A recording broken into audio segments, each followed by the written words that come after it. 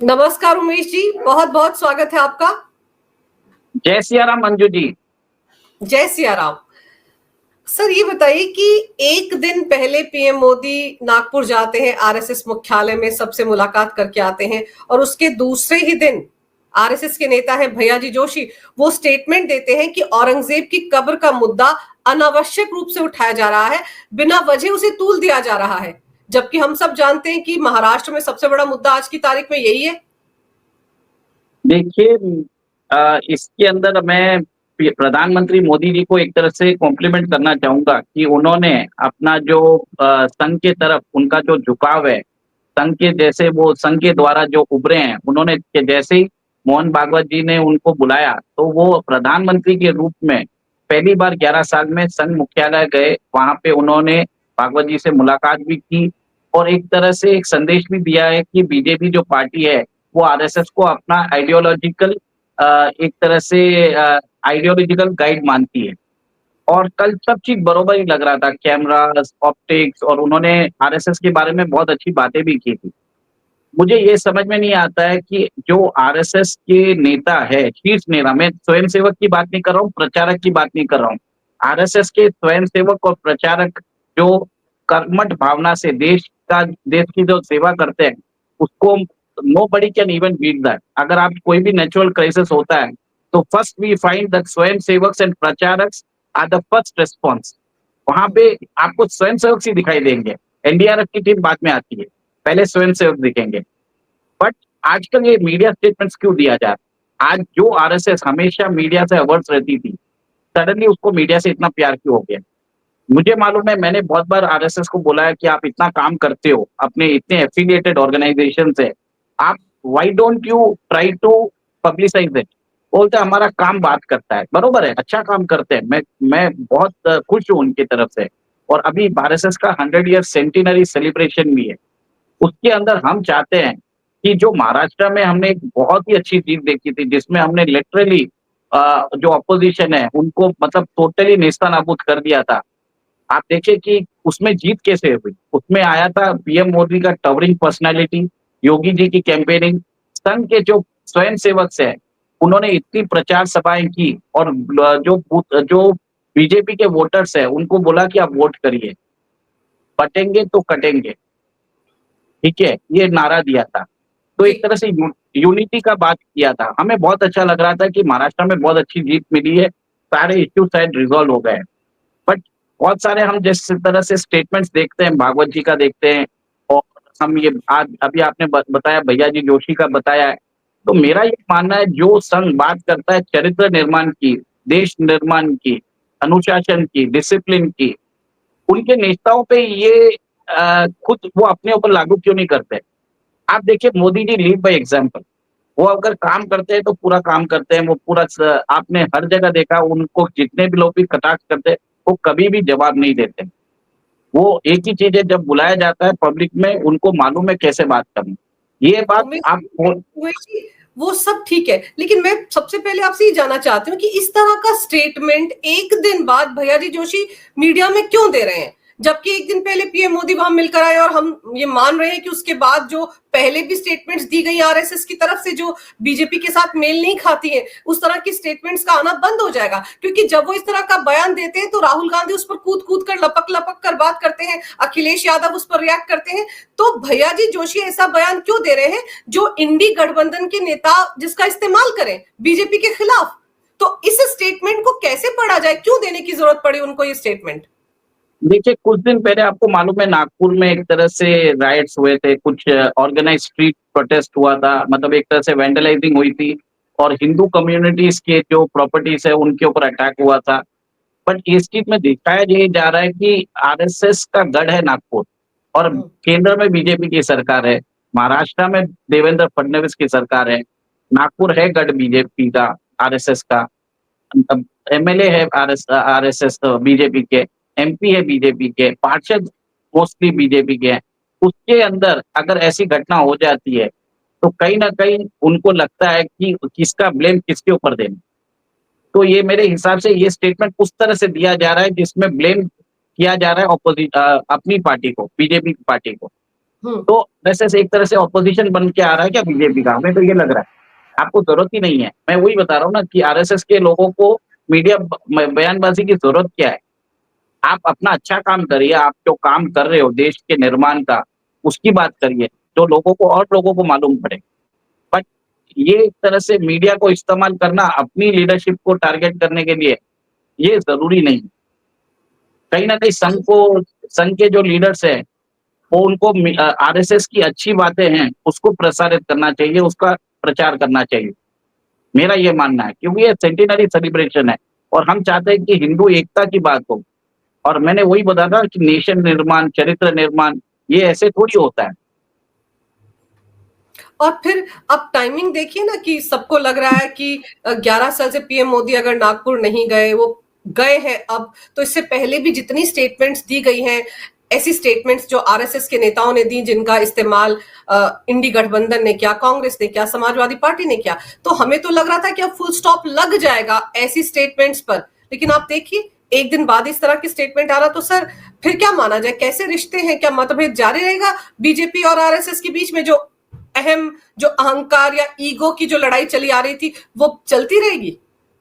देखिए, कल मोदी जी भागवत जी से मिले ही होंगे। बहुत एक तरह से चर्चा में आ रहा था कि बहुत सारी रीज़न्स है उनकी, उनको जाना भी बहुत ज़रूरी था क्योंकि बहुत सालों से वो गए भी नहीं थे और आगे कैसे चलाना चाहिए सरकार, कैसे रहेंगे रिश्ते और एक और एक चीज़ है कि बीजेपी की जो प्रेज़िडेंट है, उनकी भी नियुक्ति करनी है, उनका भी नया नाम पे एक तरह से सर्वसम्मति उनको लेनी थी, मोदी जी को भी एक काम करना ही था। और सेकंड मोदी जी खुद 75 साल के हो जाएँगे सितंबर 17 को। तो आरएसएस ये भी हो सकता है कि मोदी जी को पूछ रहे होंगे कि आपने एक रूल बनाया है, क्या आप उसको फ़ॉलो करेंगे? और थर्ड ये भी बात हो सकता है कि आगे कैसे उनके सक्सेसर कौन हो सकता है, पार्टी को कौन चलाएगा, वो सब इंटरनल डायनामिक्स की बात हो सकती है। मतलब बहुत मीडिया में रिपोर्ट आ रही है कि ये सब बात हो रही है। तो इस तरह से दबाव मेरे ख्याल से कुछ सहमति बन चुकी होगी, पर ये स्टेटमेंट देख के आरएसएस एक तरह से बोलना बताना चाहता होगा कि हम it is we are who are calling the shots. Modi ji भले ही सरकार चला रहे हैं, बट कहीं न कहीं उनकी जो डोर है हमारे हाथ में है, ये ऐसे दिखाने की कोशिश किया जा रहा है। ये मेरा मानना है। पर उमेश जी, इससे पहले आपको याद होगा कि जब संभल वाला घटना हुआ था, वहां पर पिछले साल नवंबर महीने में जैसे पथराव हुआ था, उसके बाद कितने लोगों की गिरफ्तारी हुई और तब ये स्टेटमेंट आया था आरएसएस की तरफ से, मोहन भागवत की तरफ से, कि हर मस्जिद के अंदर मंदिर ढूंढने की जरूरत नहीं है। तो तब भी लगा था कि वो बीजेपी से अलग ही जा रहे हैं और अब भी ऐसा ही लग रहा है। देखिए, सबसे पहले तो मैं एक चीज़ बताना चाहूँगा कि ये जो मंदिर और मस्जिद का मुद्दा है, बहुत ही कंटेंशियस है। इसको बहुत ही आरएसएस के बड़े नेताओं को जैसे भागवत जी है, उनको सोच समझ के बयान देने की ज़रूरत है। ऑलरेडी आपको मालूम है ज्ञान व्यापी का केस चल रहा है, मथुरा का केस चल रहा है। Let the courts decide, the matter is सब जुडिस। और अगर कुछ हो रहा है तो इसमें बीजेपी का कोई है नहीं क्योंकि बहुत सारे ऑर्गनाइज़ेशन है, बजरंग दल है, वीएचपी है, ये बीजेपी के कंट्रोल में नहीं है। और इनफैक्ट अगर इनका ज़्यादा झुकाव तो आरएसएस के ऊपर है, आरएसएस इनको चलाता है पीछे से, अगर देखा जाए तो। क्योंकि आरएसएस खुद बताता है कि they are the custodian of Hindu और वो 100 साल से बोलता है कि हिंदू राष्ट्र हम एस्टैब्लिश करना चाहते हैं। और तो इसका मतलब क्या है कि आरएसएस की खुद की पकड़ कम हो गई क्या? बजरंग दल या वीएचपी के ऊपर या दूसरे भी स्प्लिंटर ऑर्गेनाइजेशन में, ये सब वो कर सकते हैं। तो एक और एक चीज रंजू जी देखिए ना, बहुत सारे समाजवादी पार्टी के नेता भी एक तरह से हाइपर हिंदुत्व का मुद्दा लेके आ रहे हैं क्योंकि 2027 में यूपी इलेक्शंस होने वाले हैं। तो एक तरह से वो इस चीज को एक पोलराइज करने की कोशिश कर रहे हैं और ये दिखाना चाहते हैं कि भगवा आतंकवाद भी हो रहा है, तो इस्लामिक आतंकवाद और भगवा आतंकवाद में क्या फर्क पड़ रहा है। तो इस टाइप के स्टेटमेंट्स में भागवत जी को आग में घी नहीं डालना चाहिए। मैं वही बोल रहा हूँ, बार-बार इनको मीडिया के पास जाने की ज़रूरत ही नहीं है ना। आप ये बताइए ना कि अब आरएसएस ने आज इतने लोगों को वापस हिंदुत्व हिंदुत्व फ़ोल्ड में लेके आए, उन्होंने इतनी सारी लड़कियों को बचाया फ्रॉम लव जिहाद। मतलब ऐसे काम करिए ना जिसमें आपको हमको लगे कि आरएसएस के साथ कैसे जुड़ सकें। बहुत जी। सारे लोग पूछते हैं कि हम जुड़े कैसे? हम इसके अंदर चाहते हैं काम करने के लिए। आरएसएस अपने ही इंडिविजुअल्स को क्यों नहीं बचाती? नुपुर शर्मा का क्या हुआ? आप उनको क्यों नहीं बढ़ाते? आप एक तरह से एक अलग से थिंक टैंक बुला के उनको सम्मान दीजिए ना। चलिए उनको बीजेपी से निकाल दिया गया, पर आरएसएस में तो उनको बुला ही सकते हैं ना। ऐसे तो क्योंकि पॉलिटिकल कन्फंक्शन होता है, क्योंकि इंटरनेशनल रिलेशंस भी देखना पड़ता है। आप ये देखिए, तो जी। हर चीज़ बीजेपी पे ब्लेम करने का मतलब नहीं है। RSS should take some responsibility. अगर उनको पॉलिटिक्स में अगर वो पावर लेना चाहते हैं, तो रिस्पांसिबिलिटी भी लीजिए। You can not become just like an NAC वाला जो अरेंजमेंट था यूपीए में, हम्म। मतलब अथॉरिटी विदाउट रिस्पांसिबिलिटी, वैसा नहीं होता है ना। अगर आप पब्लिक में सवाल आप स्टेटमेंट दे रहे हो, तो हमें जो सवाल हम मोदी जी को बोलते हैं पूछने को, वो तो भागवत जी को भी पूछिए। मैं तो हर चीज सबको बोलता हूँ, बीजेपी के सपोर्टर्स को, हिंदुत्व वालों को, संघ के प्रचारक को पूछिए ये काम क्यों नहीं करते हो। बहुत सारी चीजों में तो आप पाकिस्तान में जो हिंदू लड़कियों के साथ हो रहा है उसके ऊपर बात क्यों नहीं करते हो।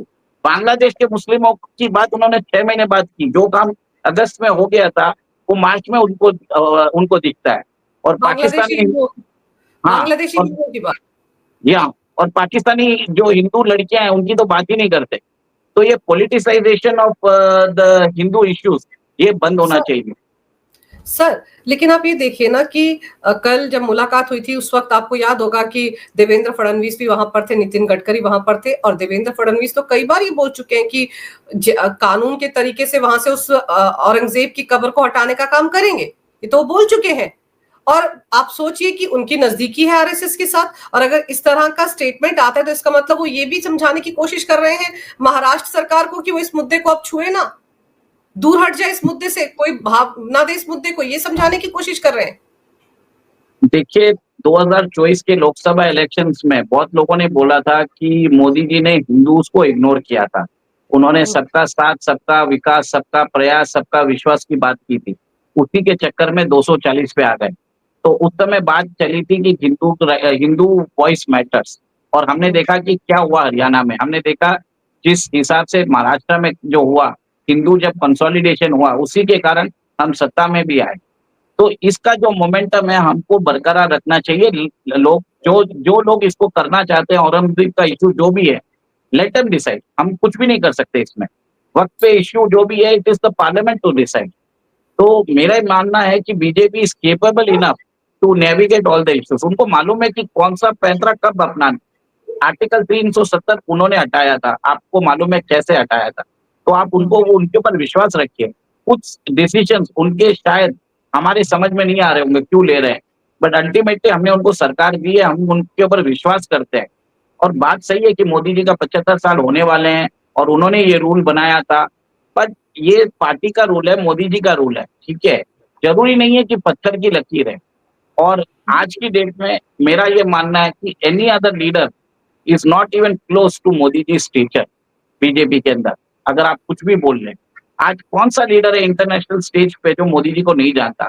मोदी जी चाहे तो ट्रंप और पुतिन को साथ में लेके चल सकते हैं, वो नेतन्याहू से बात कर सकते हैं, कतर के शेख से बात कर सकते हैं, मोहम्मद बिन Salman, Mohammad bin Zayed, Keir Starmer, Emmanuel Macron, Bolsonaro, Xi Jinping को भी एक तरह से बोले तो कि क्या जी भैया कैसे हो, मतलब वो डरते भी हैं। चाइना में लोग मोदी जी से डरते हैं। आज एक देश एक ट्रांजिशन पॉइंट पे चल रहा है। ये 5 साल बहुत इंपॉर्टेंट है। आपको मालूम है कितनी सारी बातें अभी चल रही है इस टाइम बिल्कुल। में। इस टाइम में हमने देखा कि कैसे जो nations are into the war, उनकी इकोनॉमी कैसे खत्म हो चुकी है।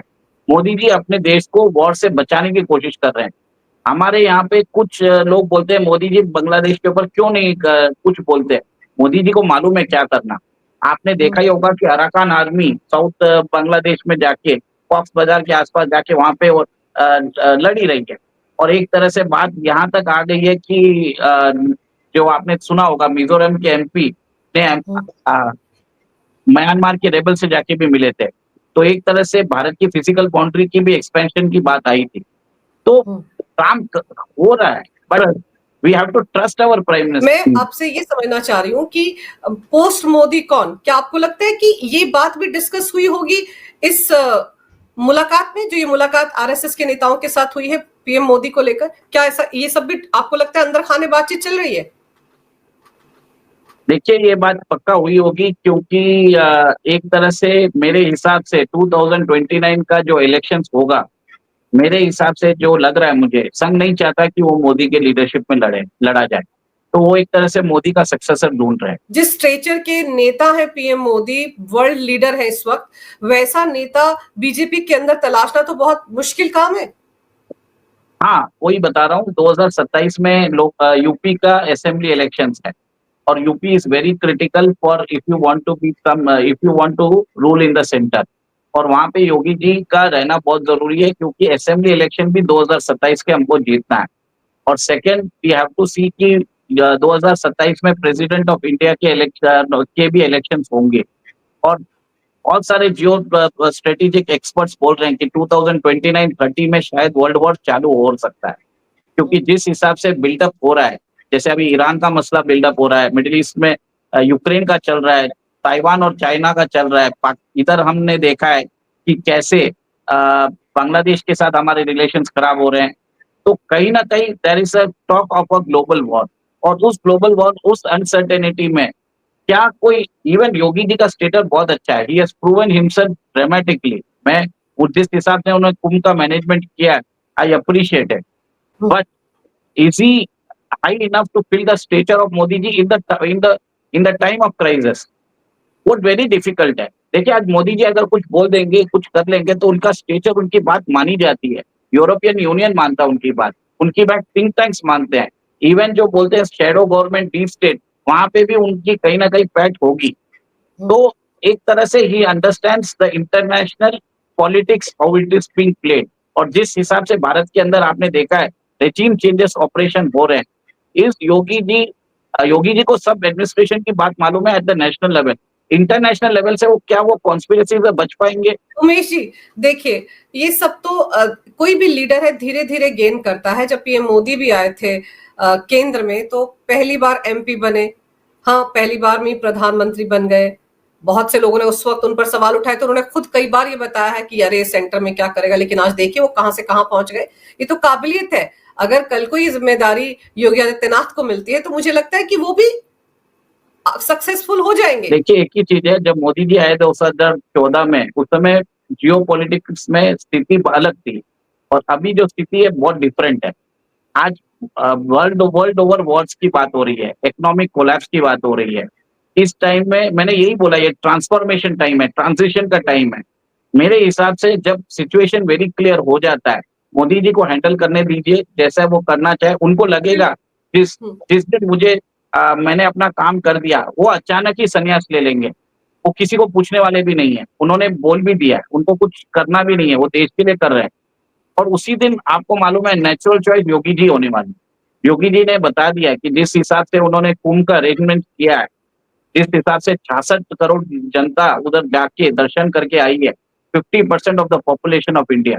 और वो सोचिए आज उनकी जो पर्सनालिटी है, मोदी जी के बाद योगी जी की टावरिंग पर्सनालिटी है। सर ये बताइए कि जो बीजेपी के अध्यक्ष है उसके लिए भी माथापच्ची चल रही, किसको सौंपा जाए। नड्डा जी ने तो अपना खेल खुद ही खराब कर लिया था जब चुनाव के दौरान में आरएसएस को लेकर ऐसा स्टेटमेंट दे दिया था कि बीजेपी अपने बलबूते सब कुछ कर सकती है। तब से सवाल उठ रहा है कि कब नड्डा जी की जगह कोई और आएगा। और अभी अप्रैल में 18 अप्रैल से बीजेपी राष्ट्रीय कार्यकारिणी की बैठक होने जा रही है बेंगलुरु में, और तब ये माना जा रहा है कि नए अध्यक्ष के नाम का ऐलान हो सकता है। आपको क्या लगता है कौन लोग इस कतार में होंगे, किसको ये जिम्मेदारी सौंपी जा सकती है? देखिए बहुत सारे नेताओं का नाम आ रहा होगा, शिवराज सिंह चौहान का नाम हो सकता है क्योंकि एक तरह से वो नॉन कंट्रोवर्शियल भी है, सबको साथ में लेके भी चलते हैं। एमपी में 29 आउट ऑफ 29 सीट्स भी दिलाया है। और आपको मालूम है जो लाडली बहना योजना है ये उन्होंने स्टार्ट किया था, जिसके कारण आपको मालूम है महाराष्ट्र में हमको बहुत बड़ी जीत मिली है, दिल्ली में जीत मिली है। तो एक तरह से मेरा हिसाब से शायद शिवराज सिंह चौहान हो सकते हैं, बट अदर नाम्स भी में अगर ले सके तो खट्टर साहब भी हो सकते हैं और फिर वसुंधरा राजे भी हो सकते हैं क्योंकि बड़े नेता हैं और ये बड़े नेताओं को चेंज किया गया कुछ कारणों को बच। तो कहीं ना कहीं बीजेपी को इनको भी अकोमोडेट करने की जरूरत है। तो अभी एक चीज मेरा हिसाब से वो होना चाहिए कि बीजेपी प्रेसिडेंट वो होना चाहिए जो एक पब्लिक फिगर हो, जो सब लोग उनको जानते हो, क्योंकि उनको सबको साथ में लेके चलना पड़ेगा। आज बीजेपी पुरानी पार्टी नहीं है 2014 वाली भी, it is one of the largest political organisation in the world. उसके मेंबर्स हैं, इतने सारे लोगों को साथ में लेके चलना है, संघ के साथ उनको चलना आना है, इलेक्टोरल मशीनरी उनको हमेशा चुस्त दुरुस्त रखनी पड़ेगी। तो एक बहुत बड़ी रिस्पॉन्सिबिलिटी है और 2029 के इलेक्शंस के हिसाब से भी उनका नियुक्ति होना चाहिए। तो आगे हमको ये भी देखना पड़ेगा कि 15 साल बीजेपी सरकार में रह चुकी है, तो उस परिदृश्य में एक एंटी एस्टेब्लिशमेंट वेव भी हो सकता है। कोई ऐसा आदमी चाहिए जो एलाइज को रीच कर सके, क्योंकि हमेशा हम ये नहीं सोच सकते कि मेजॉरिटी आएगी। We have to think from the base level कि हमको 220 आएगी, 220 से हमको कैसे 350 ले जाना है, वो सोच के हर पोजीशन पे काम करने वाला चाहिए। तो एक तरह से जो सुनने वाला चाहिए। तो मेरे हिसाब से मेरा चॉइस बोलोगे तो शिवराज सिंह चौहान मेरी पसंद रहेगी। उमेश जी, आपकी पसंद तो रहेगी रहेगी, लेकिन आरएसएस की पसंद होना भी तो जरूरी है ना। आरएसएस आजकल तो जैसे आपने कहा पब्लिक लीडर होना बहुत जरूरी है, पब्लिक उनको जानती हो, लेकिन पिछले दिनों हमने देखा कि बीजेपी ने ऐसे ऐसे नेताओं को सीएम बना दिया, चाहे मध्य प्रदेश हो, छत्तीसगढ़ हो या दिल्ली हो, ऐसे ऐसे लोगों को सीएम बना दिया जो पब्लिक फिगर नहीं थे, उनके नाम पहले सुने भी नहीं गए थे, और फिर कहा गया कि इनकी आरएसएस से क्लोजनेस है इसलिए सीएम बन गए। तो ये जो फैसले होते हैं, इन फैसलों को भी तो आरएसएस प्रभावित कर रही है, और ये फैसले क्या बीजेपी एक पॉलिटिकल पार्टी है उसके लिए सही बैठते हैं? देखिए, आपने बोला है कि अगर आज मुझे पूछा जाए कि राजस्थान का सीएम कौन है, मैं याद नहीं कर पाऊंगा। पहले तो मालूम रहता था कि डिफॉल्ट वसुंधरा राजे है। मैं एमपी का मैं आप पूछते थे तो अभी मोहन जी यादव है, क्योंकि मुझे याद है, क्योंकि उनकी तलवारबाजी का वो करते थे, इसी कारण मुझे याद है। तो ये मेरा एक चीज मानना है, पब्लिक फिगर भी होना जरूरी है। अब जिस हिसाब से दिल्ली में रेखा जी गुप्ता बहुत ही अच्छी लेडी है, आई रियली एडमायर हर कि उन्होंने काम अच्छा किया है। पर अगर प्रवेश वर्मा को दिया जाता तो एक तरह से बेहतर चीज होती। एक तरह से होता है मीडिया में ऑप्टिक्स की भी बात होती है। You need to keep the opposition on the back foot. आप रेखा जी बहुत अच्छा काम कर रही है, मैं ये नहीं बोल रहा हूँ कि नहीं कर रही है, पर प्रवेश वर्मा जी का प्रभाव और भी अच्छा रहता। तो ये मेरा मानना है कि चलो आपने सीएम पद में कर लिया, आप कंट्रोल कर सकते हो, आपको मालूम है कि उस स्टेट्स में आपकी जो ग्राउंड लेवल पेनिट्रेशन अच्छी है, तो आप नेक्स्ट टाइम भी इलेक्शन होगा तो आपकी शाखा सब मिलके काम कर लेंगे। पर कहीं पे नेशनल प्रेसिडेंट में ऐसा काम नहीं हो सकता। आपको वहां पे कद्दावर नेता होना जरूरी है, आपको जहाँ पे पब्लिक प्रेजेंस सबकी जरूरी है। अगर देवेंद्र फडणवीस महाराष्ट्र के सीएम नहीं बनते तो शायद उनका नाम भी आ जाता। पर आज देखिए ना बीजेपी में लीडर्स कितने हैं। अब जैसे सुषमा स्वराज, अरुण जेटली, मनोहर पर्रिकर, इतने नेता जाने के बाद बीजेपी में एक तरह से वैक्यूम भी है। They need to create mass leaders, और अभी तक वो मास लीडरशिप आई नहीं। और एक तरह से जब 2014 में क्या था, we had many leaders, Modi ji थे, ये सब थे, बट अब एक तरह से एक वैक्यूम नजर आ रहा है। और आप जिस हिसाब से आपकी पार्टी के अंदर भी आपको उन लीडर्स को उभारना है।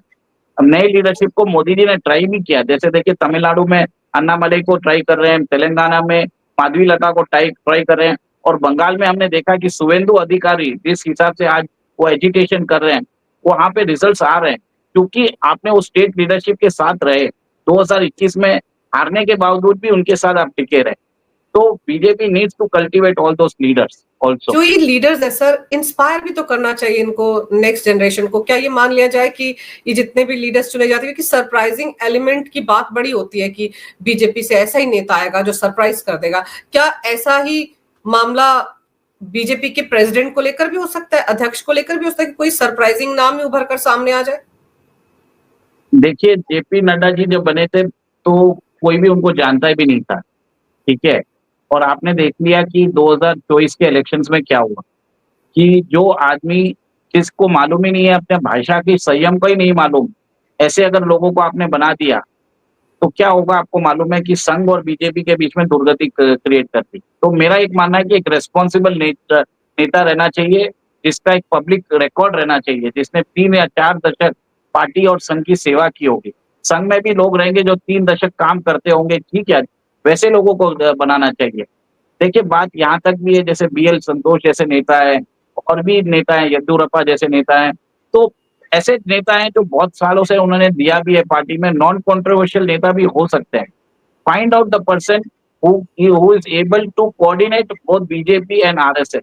आज सरकार चलाना इतना इजी है, जितना सरकार चलाना इजी है, पर बीजेपी और आरएसएस के बीच में कोऑर्डिनेशन बैठाना वो बहुत मुश्किल है। और वहां पे you need someone very strong, जिसको जो who can take care of the policies of the government and the objectives of the RSS as well. ये चीज बात हमको ये भी चीज देना चाहिए कि औरंगजेब रोड, ये सब जो रोड के नाम है, उनके नाम धीरे धीरे बदलते क्यों नहीं हुआ, ये जरूरी है। वहां पे कम से कम बीजेपी को भी कुछ अकोमोडेट होना पड़ेगा।